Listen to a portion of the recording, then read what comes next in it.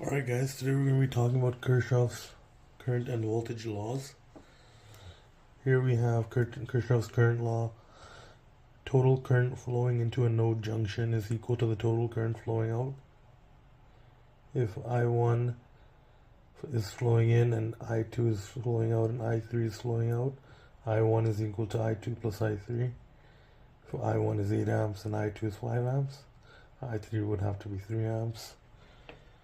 Kirchhoff's voltage law. In any complete loop, the sum of the potential differential rises must equal the sum of the potential difference drops. That is, the sum of the voltages is equal to 0.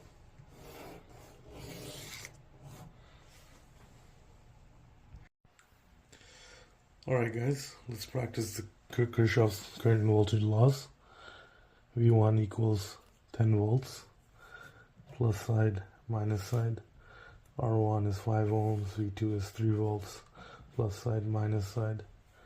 So current will be coming like this, and current like this. But 10 volts is stronger than 3 volts, so overall it will be going like this. But if we assumed a different direction, then the result would have been negative. And then we would just reverse the direction. R3 is 3 ohms, R2 is 6 ohms.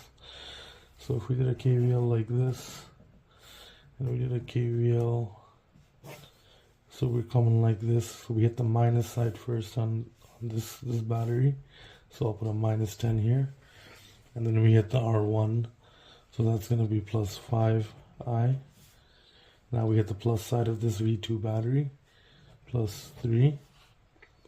And then plus 3I here. Plus 6I. All of that is equal to 0.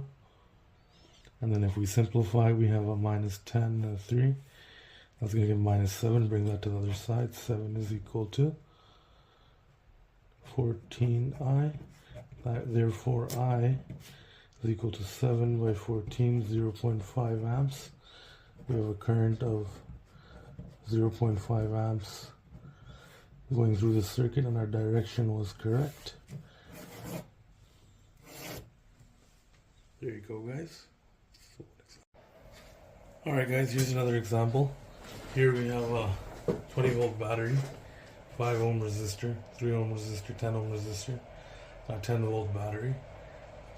So if we use KVL, let's say A, B, we'll label this C, VC, and that's the node VC.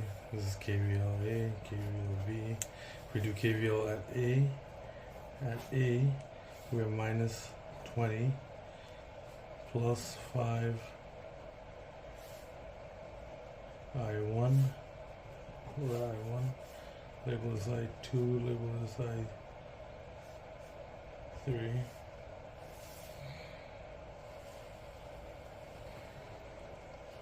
plus 5 I1, plus 3 I2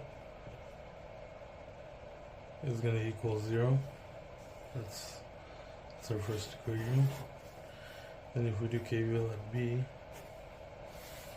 what do we have? 3 first, so 3I2, and that's a minus because of the direction.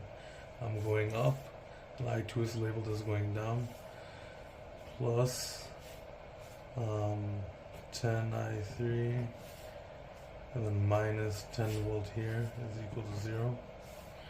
There's the second equation.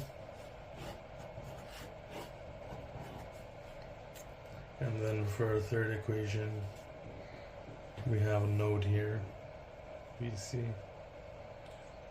And simply, if we want to do I1 equals I2